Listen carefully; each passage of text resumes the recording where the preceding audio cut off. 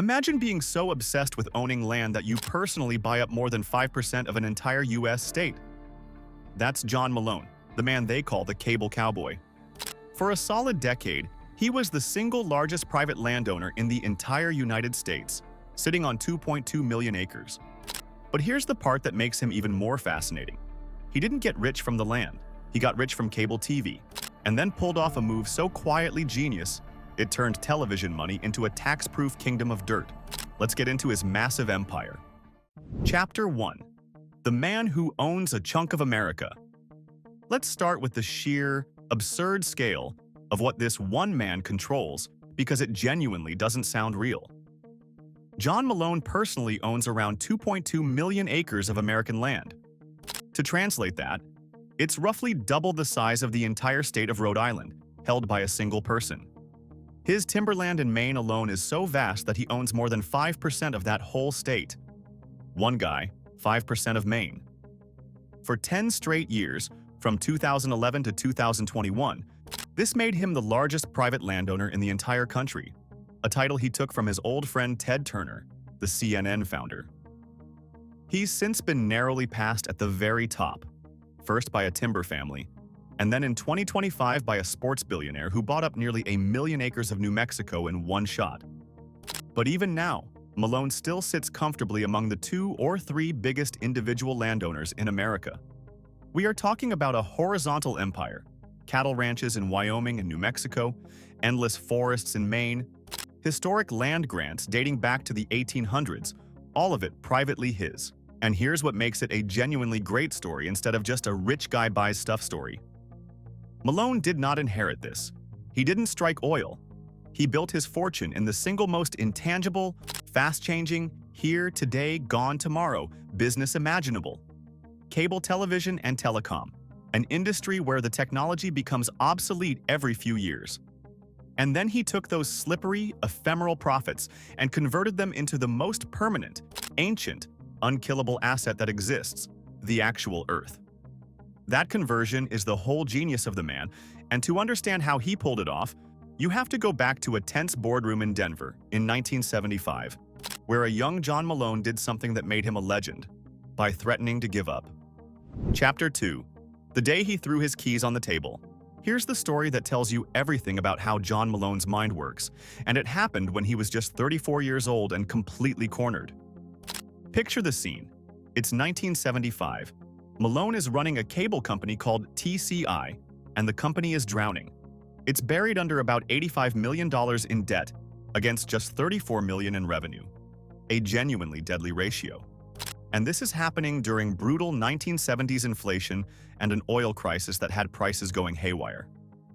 So a group of his bankers hauls him into a boardroom and, essentially, tries to squeeze him, demanding he accept punishing interest rate hikes that would have shoved his company straight into bankruptcy. They had him, or they thought they did, because most CEOs in that chair would beg, negotiate, plead for more time. Malone did the opposite. He reached into his pocket, pulled out his ring of office keys, and calmly tossed them onto the table. Then he told the bankers something like, "Fine, you want control? Here, you run it. You take over operations and report back to me on how it's going." And he just sat there. The bankers completely froze. Because here's the thing they suddenly realized: they did not actually want to own and operate a struggling cable company.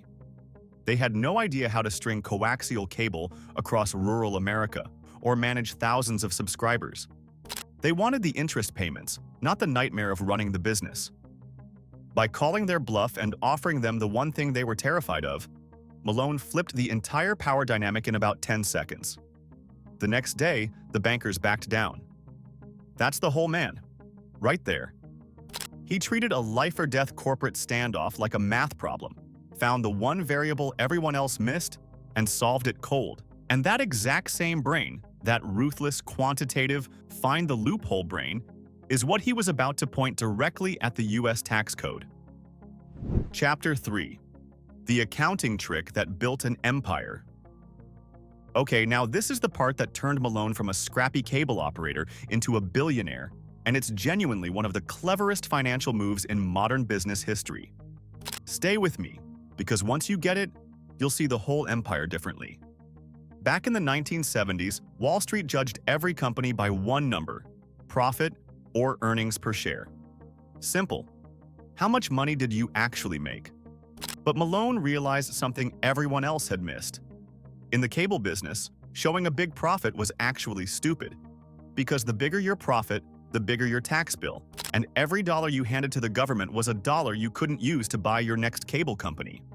So Malone essentially invented a new way of measuring a company, a metric now famous in finance called EBITDA, which is a fancy way of saying how much raw cash is this thing throwing off before we subtract taxes and debt payments. He convinced lenders to stop looking at profit and start looking at that cash-generating power instead. And that unlocked a magic trick. Speaking of seeing value where nobody else is looking, there's a program someone on our team has been curious about called the Billionaire Brain Wave. It's a simple 7-minute audio built around theta brainwave research, the deep focus brain state linked to where big creative ideas come from. You put on headphones once a day, usually with your morning coffee, and that's the whole routine. It's a one-time $39. It comes with bonus guides on money habits and investing basics, and there's a 90-day money-back guarantee, so testing it costs you nothing if it's not for you. If you're watching on your TV, pause and scan the QR code on screen with your phone camera, or tap the first link in the description. Now, back to the game Malone was really playing. Here's how the trick worked. Malone ran his company at a loss on paper, on purpose, forever. He'd borrow enormous piles of money to buy cable systems. And because the interest on debt is tax-deductible, that borrowing shrank his tax bill. Then he'd take the huge cost of physically building all that cable infrastructure and write it down aggressively as depreciation, creating even more paper losses. So on paper, TCI looked like it was barely scraping by and paid almost zero corporate income tax, while underneath, it was a cash-gushing machine quietly swallowing up hundreds of companies. He bought 482 companies this way, mostly in rural areas where nobody else wanted to compete. He never paid dividends. Every dollar got plowed back into buying more. The result? $100 invested in his company in 1973 was worth over $900 by the time he sold TCI to AT&T in 1999 for $50 billion. He'd turned a nearly bankrupt company into one of the biggest media deals in history, all by mastering the art of legally looking broke. But avoiding taxes on the way up was only half of it. His real masterpiece was how he'd avoid them on the way out. Chapter 4. How to make $860 million and skip the tax bill. If you think running a company at a fake loss was slick, wait until you hear what Malone did when it was actually time to cash out, because this is where he crosses from smart businessman into tax wizard. The problem every billionaire faces is that when you finally sell your winning assets, the government wants a massive cut in capital gains taxes. Malone spent his career engineering elaborate ways around exactly that. His favorite tool was something called a tax-free stock swap. Instead of selling a company for cash and triggering a giant tax bill, he'd structure deals where shareholders simply exchanged shares in one company for shares in another. And because no cash technically changed hands, no tax got triggered. When he spun off his company Liberty Media, he structured it this way, and investors made 15 times their money in 2 years without a tax bill in sight. But the absolute peak of his tax artistry came in 2013. His company Liberty Global merged with Britain's Virgin Media and, on paper, moved its headquarters from Colorado to London, a maneuver called a corporate inversion that shielded billions in profits from US taxes. And Malone worked his personal angle beautifully. According to reporting on the deal, he was facing a gain of around $860 million, which should have meant a colossal tax bill. So the day before the merger was announced publicly, he reportedly transferred a $600 million chunk of his stake into a charitable trust, legally sidestepping an estimated $200 million in capital gains taxes, and then using a maze of intricate tax rules to shelter most of the rest. Let that sink in. He timed a charitable donation to the day before a public announcement and saved himself around $200 million. This is a man who views the tax code not as a set of rules, but as a puzzle to be solved. And having mastered making money and keeping money, he turned to the final question: where do you put a fortune so it lasts forever? His answer was dirt. Chapter 5. Why a cable guy became a land baron. So why would a man who made his fortune in high-tech cable and telecom suddenly start buying up millions of acres of forest and cattle ranch? The answer is the smartest part of the whole story. Malone looked at his own industry and understood something most tech billionaires refuse to admit. Everything he built was going to become obsolete. Cable wires, satellite systems, fiber networks, all of it gets replaced, disrupted, and made worthless by the next technology. It's a business of constant, terrifying change. Land is the exact opposite.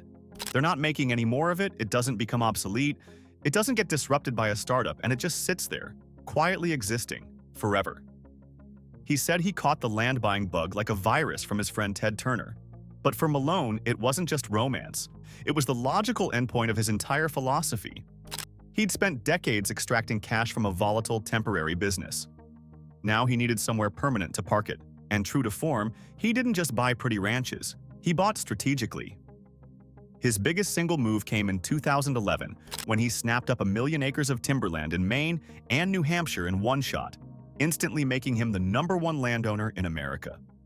But this wasn't idle land sitting there looking nice. He locked in long-term contracts to supply wood fiber to paper mills, so the forest pays him. Then, he leased the mountain peaks on that same land to wind farm developers, so the wind blowing over his trees pays him too.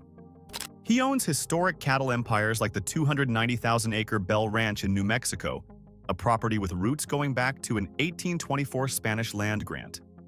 The man assembled a portfolio where the land isn't a trophy. It's a working, cash-producing, appreciating asset. But here's where it gets really clever, because owning all this land didn't just make him money. It handed him one final, enormous tax break. Chapter 6. The Conservation Loophole that shields billions. Here's the move that ties Malone's whole philosophy together, and it's so elegant it's almost unfair. He figured out how to get paid, twice, for promising not to build shopping malls. It works through something called a conservation easement, and it's completely legal. In fact, it's been a legitimate tool since the 1960s, totally different from the shady tax scams the IRS has cracked down on. Here's the deal. Malone buys a big, beautiful piece of land that developers would love to pave over with subdivisions and strip malls. Then he voluntarily signs a legal agreement that permanently bans any commercial development on it, forever. He keeps owning the land, keeps ranching it, can even sell it or pass it to his kids. But the no development rule stays attached to that dirt permanently. And in exchange for giving up the right to develop it, the government hands him a massive charitable tax deduction equal to how much that development potential was worth. He wipes out enormous income tax bills, and the land stays pristine forever. The perfect example is his Greenland Ranch in Colorado, a stunning stretch of land sitting right in the path of suburban sprawl between Denver and Colorado Springs. Malone and his wife bought it for $55 million, then put the whole thing under a permanent conservation easement, preserving a 12-mile-long open corridor of untouched meadows and mesas that something like 29 million drivers pass by every year. So think about what he's actually pulled off here. He gets a gorgeous, appreciating asset. He gets a giant tax write-off for buying it. He permanently shields it from future development and property value spikes. And he gets to look like an environmental hero doing it. The land becomes, in effect, a beautiful, elk-populated, carbon-capturing tax vault. It's productive preservation, and it's the reason his conservation instinct and his tax instinct are actually the exact same instinct. But for all his ruthless financial engineering, the way John Malone actually lives will completely scramble your expectations. Chapter 7. The Billionaire in the Camper Van. You'd assume a man worth around $9 to $10 billion who controls castles and ranches across 2 continents lives like a Bond villain. He does the exact opposite, and it's genuinely one of the most surprising things about him. Malone actively despises the flashy billionaire lifestyle. No mega yachts as his main indulgence, no private islands, no high society party circuit. Back when he ran TCI, he famously kept the corporate headquarters in a cheap Spartan office, reportedly a converted tire warehouse, rather than some gleaming downtown tower, because he thought splashy offices were a waste of money. His one real corporate luxury, the story goes, was a team of the best tax attorneys money could buy, which tells you exactly where his priorities sat.